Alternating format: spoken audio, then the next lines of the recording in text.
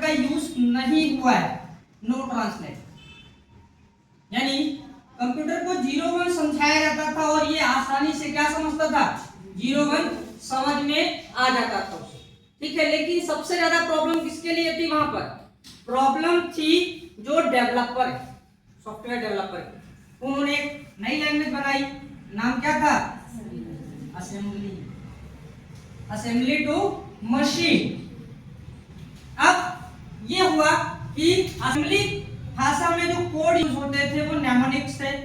Mnemonics के code कुछ ऐसे थे, सिंबॉलिक में यानी कॉम्बिनेशन में थे। अब ये कोड डायरेक्टली मशीन नहीं समझ पा रहा, भाई 0 1 समझता है, तो इन्होंने क्या एक यूज किया ट्रांसलेटर, जिसका नाम क्या था, असेंबलर, जो असेंबली भाषा को मशीन में और मशीनी भाषा को असेंबली में कन्वर्ट करने का काम कर रहा था। लेकिन इस भाषा का भी एक ड्रॉबैक था कि इस भाषा पे बने हुए प्रोग्राम जो थे मशीन डिपेंडेंट, यानी उसी पे चलेंगे, दूसरे पे चलेंगे नहीं, ठीक। तो अब ये हुआ कि भाई ऐसा ही रहा तो आगे कैसे चलेगा फिर, तो इन्होंने बनाया फिर कौन सी लैंग्वेज, HLL, यानी हाई लेवल।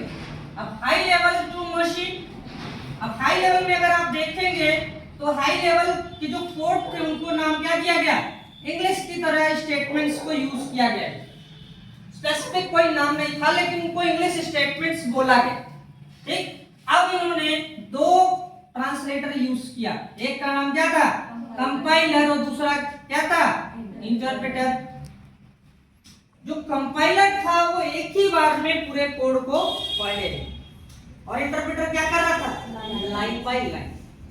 एक इसका मैंने एग्जांपल भी आपको दिया था, क्या कि हाँ बिस्किट का दिया कि एक टुकड़ा है, तो कंपाइलर क्या कर रहा है, एक ही बार में उसको खा लिया, और इंटरप्रेटर का मतलब क्या है, देखा है ना, कुछ लोग खाते हैं तो किस तरह से, टुकड़ों में, एक खाया फिर एक दूसरा, और वो कौन काम कर रहा है, इंटरप्रेटर।